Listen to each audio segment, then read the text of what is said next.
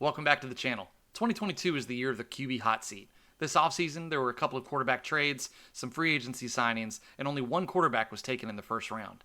So to me, that means that most teams are rolling with the guy they have or giving their current quarterback 1 year to prove that he's the guy. Today, we're going to talk about those quarterbacks that are on the hottest seats and have the most to prove in 2022. Thanks so much for being here. Please like the video and consider subscribing to help me get to 1,000 subs. Let's get into it. So the first quarterback I want to talk about is on the hot seat rather openly. The Giants organization has come out and said that they will use this year to evaluate Daniel Jones and see if he is the quarterback of the future.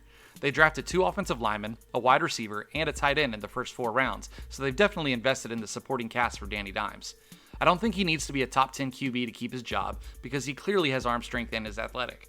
I think he has to stay healthy, avoid turnovers, and the team has to win some games. The defense can help with this as well.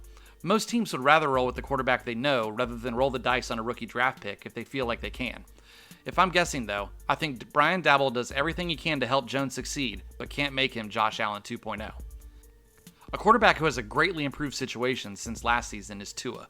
His starting wide receivers are now Tyreek Hill, Jalen Waddle, and Cedric Wilson, with Mike Gesicki at tight end, and Chase Edmonds, Sony Michel, and Raheem Mostert all available in the backfield. The Dolphins have also added Teron Armstead at left tackle. There are literally no excuses left if Tua can't put up some stats and not just rely on a solid defense and a run game to squeak out some wins in Miami.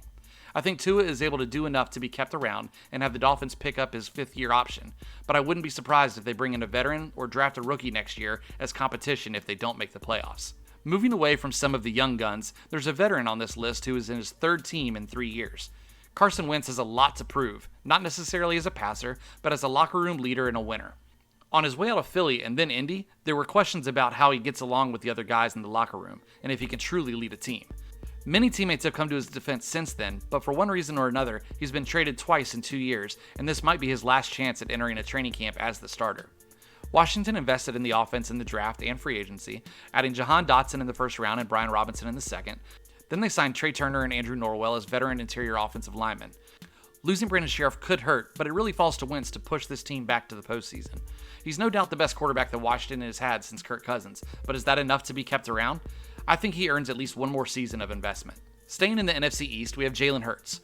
Seems like Dak Prescott is the only QB in the division who is 100% guaranteed to be starting in 2023, but stranger things have happened. Back to Hurts. He is electric and fun to watch for sure, but can he be a permanent passer in the league? Last year he only threw for 16 touchdowns against 9 interceptions in 15 games. He did run for over 700 yards and 10 touchdowns though. It's hard to know if he can improve that. You can't compare him to Lamar Jackson, who had 36 touchdowns and 9 interceptions in his first full season starting, but perhaps he can be more of a Kyler Murray and consistently improve his accuracy and touchdown numbers without sacrificing his rushing numbers. For him to stick around in Philly, I think it's playoffs or bust with the investments they've made in this year's roster. As a Washington fan, I hope they don't do it, but part of me thinks they'll be a force this season. The last 2 that I want to discuss are in similar yet polar opposite situations: Justin Fields and Zach Wilson. Fields is still the no-doubt starting quarterback, but their number 1 wide receiver left, and they used their first 2 draft picks on defense. Their offensive line finished 22nd in the league according to PFF, and they lost their 2 highest-rated players from that group.